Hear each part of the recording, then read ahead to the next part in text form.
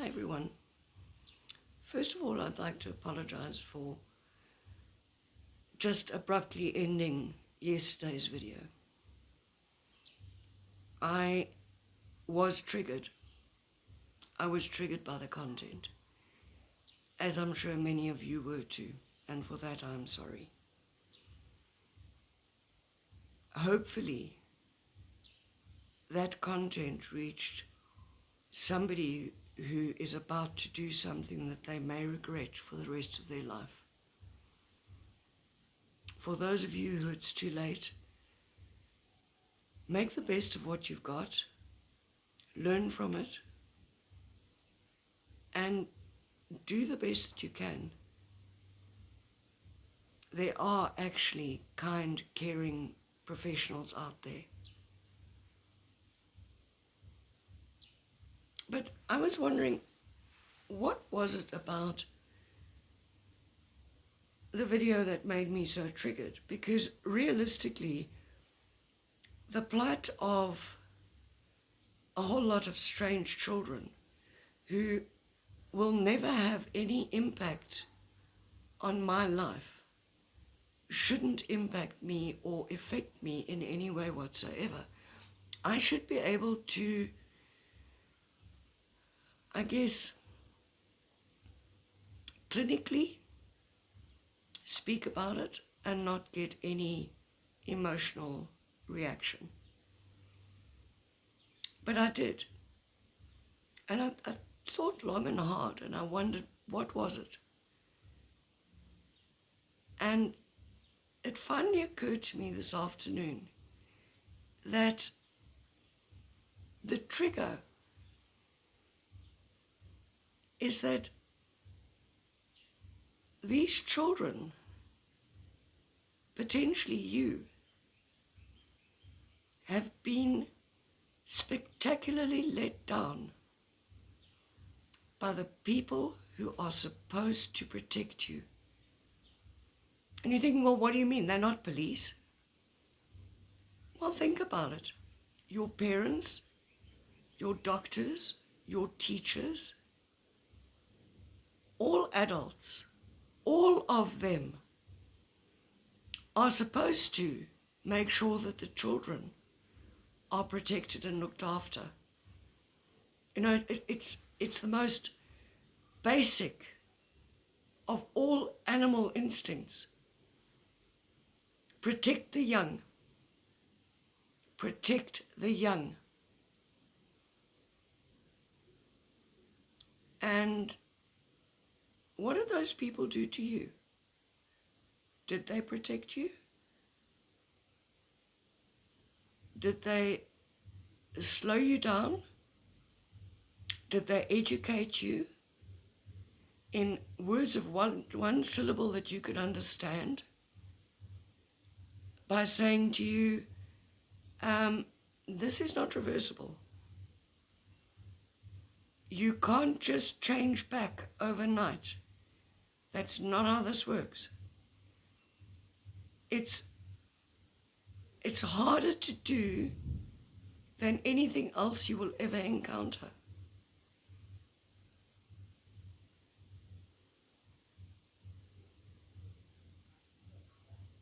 You can't go back. It will never be the same again. And for that, I'm truly, truly sorry. I'm truly sorry that the people who are supposed to protect you didn't. And they had ample opportunity. They had ample opportunity between parents, teachers, doctors, pharmacists, surgeons, nurses, all of them, every single one of them had a duty and an obligation to protect you.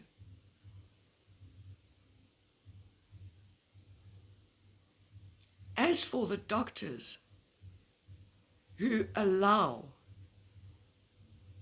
a mother to have gender reassignment surgery on a 4-year-old on a 14-month-old baby,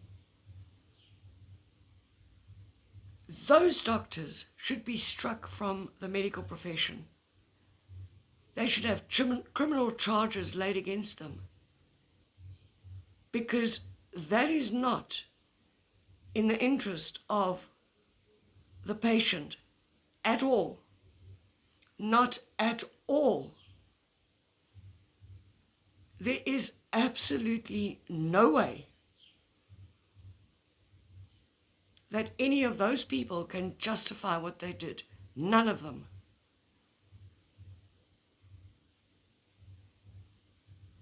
So, why does this trigger me so badly?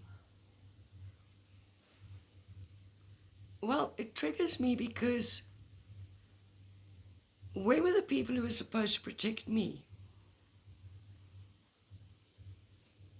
And we've established it's not only me who isn't protected.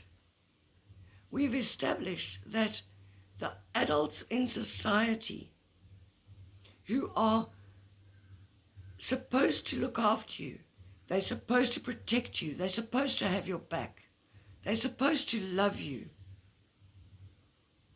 they fail miserably. Some of them are really good. There's a fair percentage of parents who are kind, loving, supportive, understanding. And then there are the parents who let you down spectacularly. They don't protect you. For whatever reason, it could be because they have a hidden agenda. It could be because there's a monetary value attached to it. It could be because they'll get 5 minutes of fame. I mean, I saw a young lady, I think she had Down syndrome, and she was fairly bad on the mental ability scale of Down syndrome. And the mother decided to have gender reassignment surgery.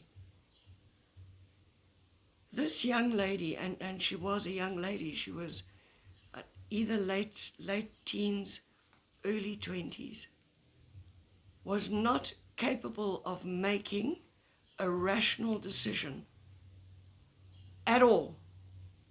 Not at all. And the mother decided gender reassignment was a great idea. The hormones themselves caused the child to have a stroke, or the young lady to have a stroke, because it is a side effect, or it can be a side effect.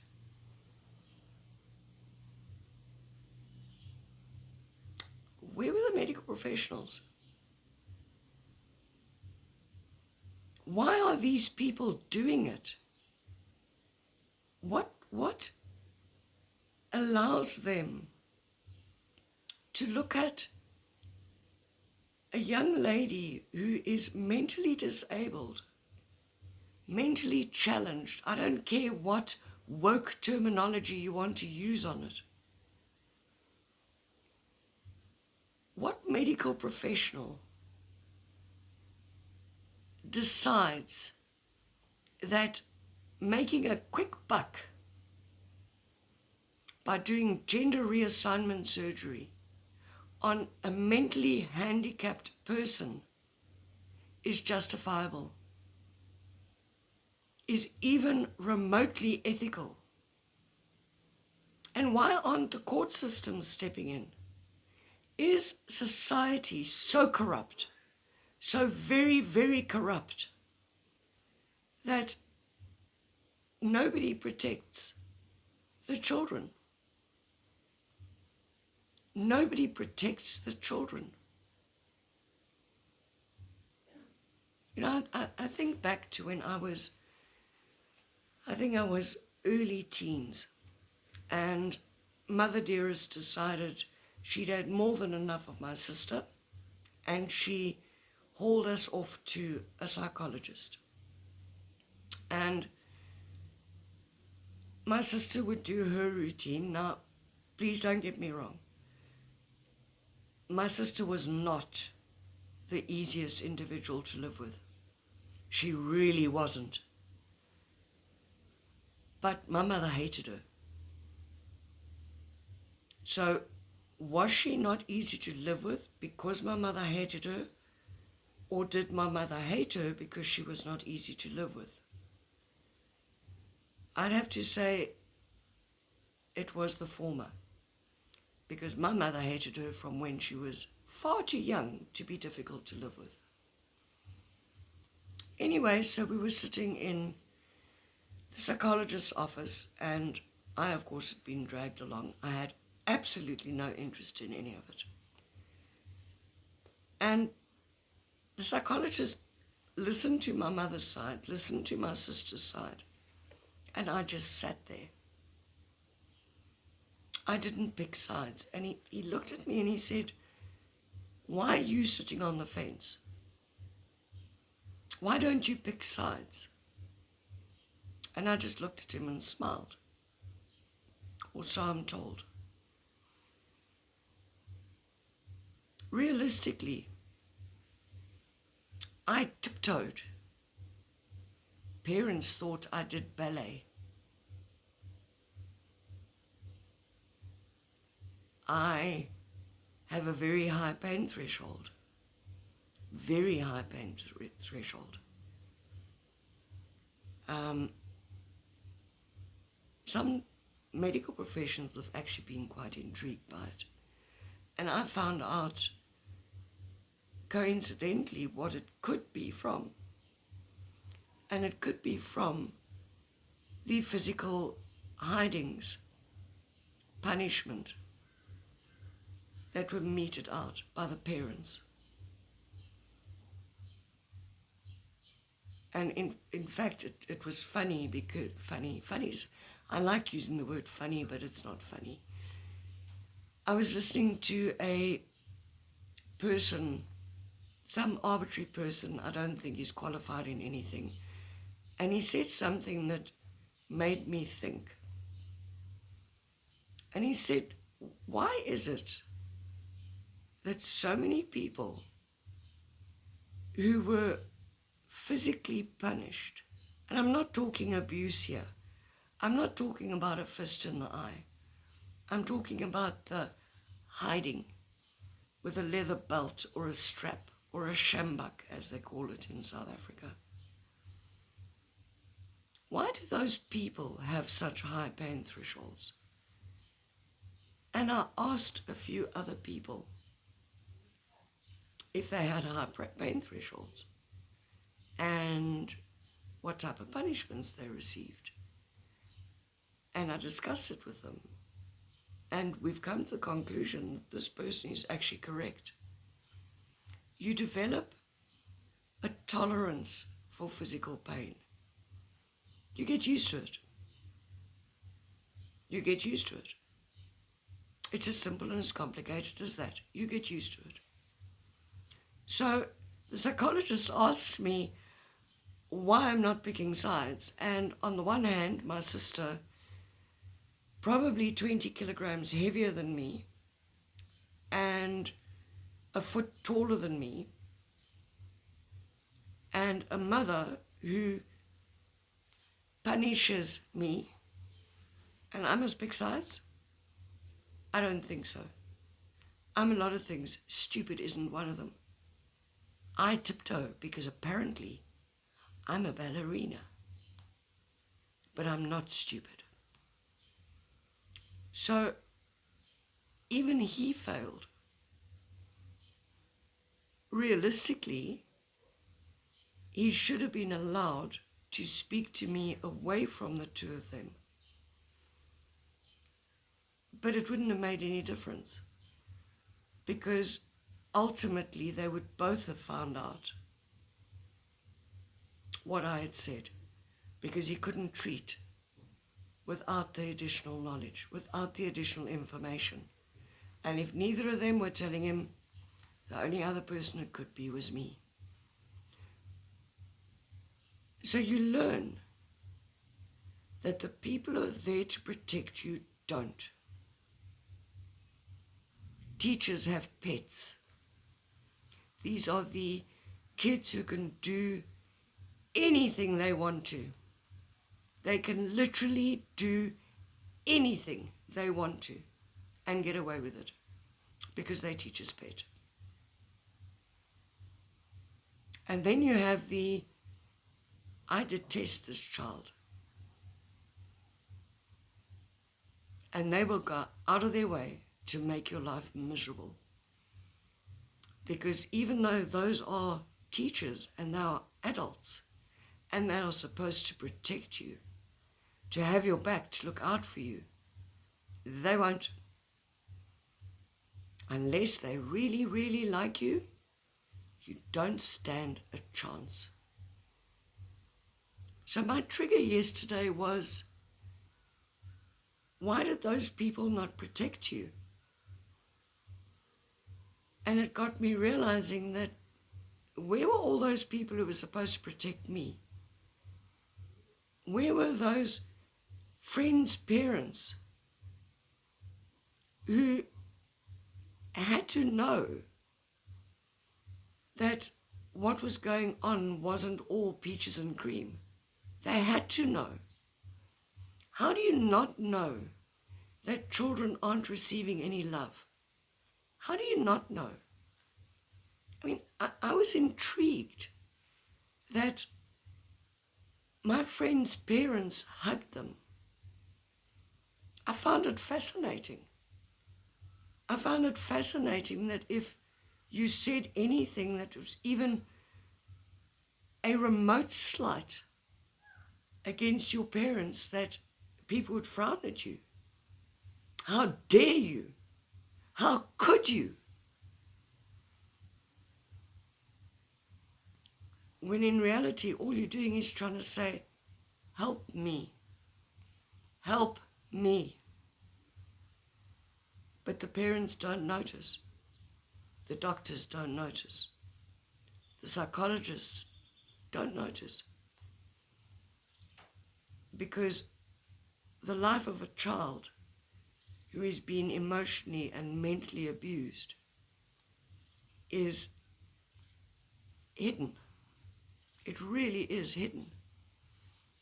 You know, of late, all over social media, there are people touting narcissism this and narcissism that and so on and so forth. And there are doctors who are on about narcissism.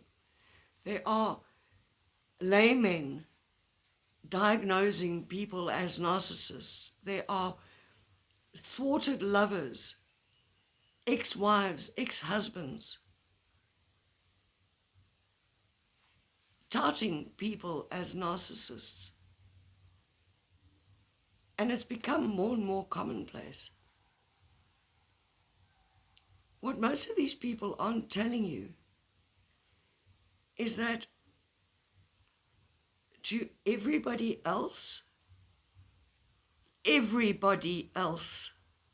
outside of the family unit, that person does not appear to be mean, nasty, malicious, manipulative, spiteful, selfish, bullying.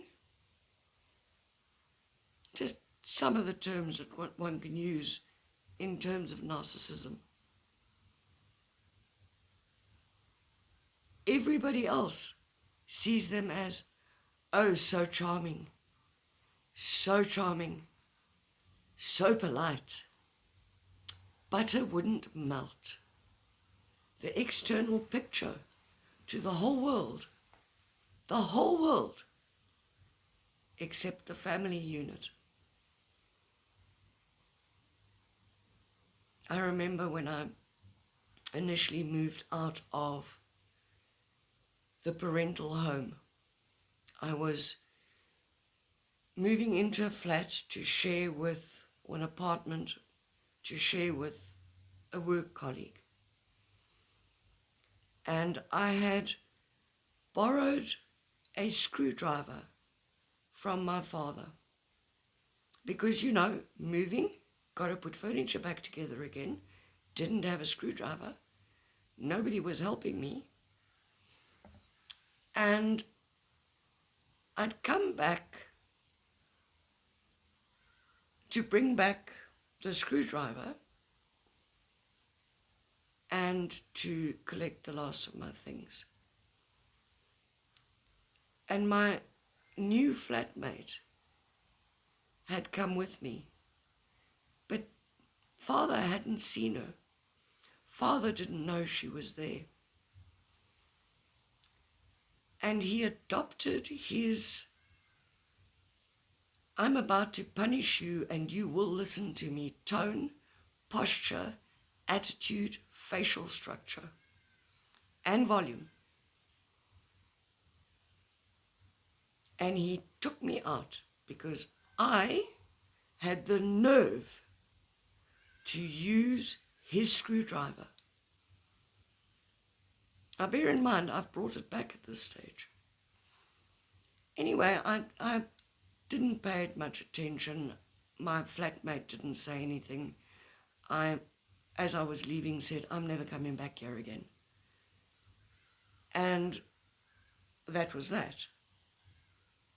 And I never recognized the physical changes that he adopted until one day my flatmate decided she was going to manipulate me and bully me. And she used the exact tone. I don't want to lie to you, it was exact. Her face took on the same attitude. Her volume was the same. Her posture became the same. She basically mimicked him. And I looked at her and I thought, what the hell? And I recognized it for the first time in my life. I recognized what it was. And I could remember what had happened and how she knew about it. And then I started looking at what other people would do to me at work. How men would speak to me to force me to do what they wanted me to do. And I'm not speaking from a sexual perspective. I'm speaking from a command, an order to do a specific something that they were too lazy to do. I recognized it. She would never have known if she hadn't seen him. And I would never have recognized it if I hadn't seen it on her. Because realistically, my father was a huge man. He was huge. He towered over me. He had very large bones. He had huge stature. He was overweight, but he was strong. He was a huge, gruff man. And I was a 42-kilo lightweight girl. I think I'm about 5'1" if I'm lucky in height. My bone structure is tiny. He could have snapped me like a twig. But my flatmate wasn't. She was just a bully. And she couldn't hurt me. So when I saw it, I recognized it. And from the minute I recognized it, it lost its power. It lost its power. So, gosh, I've gone completely off the rails on this. I almost can't remember what the whole point is, except that that person was supposed to protect me. And I'm not speaking about my flatmate. I'm speaking about my father. He was supposed to protect me. He was supposed to make sure that I was okay. He was one of the very many people who were adult, who were supposed to be looking after me, who wasn't supposed to be behaving like a monster behind closed doors and like a charming saint when public was around. He got caught. He got caught. That one occasion, he got caught. But that facade remained. And other parents, teachers, professionals, they never asked. You know, you can run around all over Facebook, TikTok, YouTube, whatever media you like, saying, oh, this one's a narcissist and that one's a narcissist. Please tell people that the face that the narcissist shows the outside world is completely different to the face that is seen by the people that narcissist is bullying, whether it be his wife, his girlfriend, his children. In all honesty, it makes absolutely no difference who it is that he is bullying and manipulating. Or she, please don't get me wrong. There are many, many female narcissists out there, many of them, and they come in all shapes and sizes. They just use different tactics. To the outside world, it all looks hunky-dory and gosh, this person is so nice. Oh, look how nicely they smile and they're so charming and they're so generous. And you know, we go out to lunch and this person always gets the bill. Behind closed doors, that mask falls off. That person is supposed to be protecting you. Your friends, your colleagues, who you're trying to get support from, should believe when you say to them, something's not right. I don't know what to do. I don't know what to do. And yet, all people are doing nowadays is saying, oh, you know, everybody can't be a narcissist. Well, actually, everybody has got narcissistic tendencies. They might not have narcissistic personality disorder, but everybody has narcissistic tendencies. Everybody has the ability to manipulate another person. Everybody. It's the extent of it that differs. And when you meet someone who has been severely abused by a narcissist, you will find, and I have to say I've done this, I've turned around and said, am I the narcissist? Am I the one in the wrong? Is it me? What is wrong with me? Am I the narcissist? Because they manage to gaslight you, manipulate you, brainwash you to such an extent that, well, you don't know what's real anymore. I spent a good portion of the end of 2022 not knowing what was true and what wasn't true. I had been gaslit to the extent that I was beginning to doubt the truth, the black and white truth. And what do narcissists do? They recruit people to help them. They recruit people to cast the doubt, to question you when you say, no, but this and that happened. And the other person says, oh, are you sure? And they might think they're being innocent. And indeed, they might be innocent. But it's actually the narcissist who has changed the story to such an extent that other people believe it because they don't know the truth. And eventually you don't believe it. Eventually you're not sure anymore.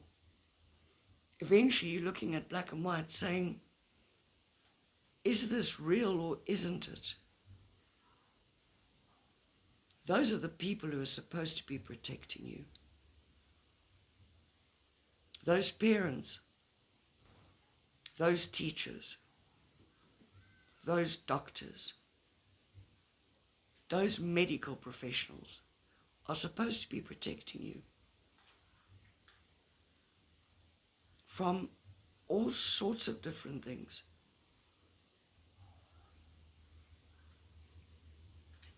Fundamentally, they should have protected you from a society that has lost its ability to see reality. I mean, let's face it. Without all the facts, all the knowledge, all the information being given to you in words of one syllable that you can understand, without being fully cognizant of the consequences of your actions, they're not protecting you. You know, we all know that if you do a crime and you get caught, you will be punished. So, for example, you choose to take somebody's life and you get caught. You will be punished. The consequence could be a few years in jail or prison. It could be a lifetime in prison. It could be execution if the country you're in happens to still perform execution. You know what the consequence is. And going in, you know what the consequence is before you commit the action. And if it's temporary insanity, because you lose the plot completely and your brain shuts down, and medical professionals can prove that you are not mentally capable to make a rational decision at that moment, they cannot hold you guilty for it. So why would nobody sit down and make 150,000% sure that you understand beyond a shadow of a reasonable doubt what the consequences of your actions are, and give you the time to figure it out or potentially change your mind? And if you don't, what have you lost? What have you lost? If you don't change your mind, what have you lost? A year or two, or 3 or 4? You haven't lost a lifetime. You haven't lost the ability to do something that you may have wanted to do but never can anymore. Because you can still live as the opposite gender, just without the body parts and without the hormones. So what have you lost? And why are the people who are supposed to be protecting you, who are supposed to be making sure that you are 100% aware of the consequences of your actions, why aren't they making you aware of it? Why aren't they delaying you? Why aren't they protecting you? Why is the protector not protecting? What has gone wrong in society that the herd is not protecting the young? It's a basic animal instinct. Protect the young at all cost. When did we lose sight of that as a population? So yes, it triggered me. And I didn't understand why, and now I do understand why. I understand that I was spectacularly let down by every single adult, every single one of them. They could all have done something.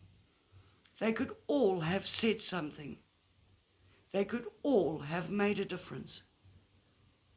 Whether they were friends of the parents, colleagues of the parents, teachers, our own, as children, our own friends, parents, all of them let us down spectacularly. Anyway, now that I've got that off my chest, with a little bit of luck, I'll be able to put that topic to rest. I think I'm going to need to put a heading somewhere on my channel that says trigger warning, trigger alert, trigger incoming, something. Although I firmly believe being triggered and then figuring out why you are triggered is the only way for you to heal yourself again. Because we do need to heal. We can't hide from the trigger until we acknowledge and accept what the trigger is and how it manifests. We cannot understand it, and we react with an instinctual reaction as opposed to a response. So if I have triggered you, I'm sorry. And if you're one of those people who has been let down, I'm really sorry. I'm really sorry. Just remember, those younger than you, those smaller than you, you can still protect them. You can still help them. You can make a difference. And you being let down gives you the opportunity to stand up. Stand up and be counted. Stand up and make a difference for that person who nobody is protecting.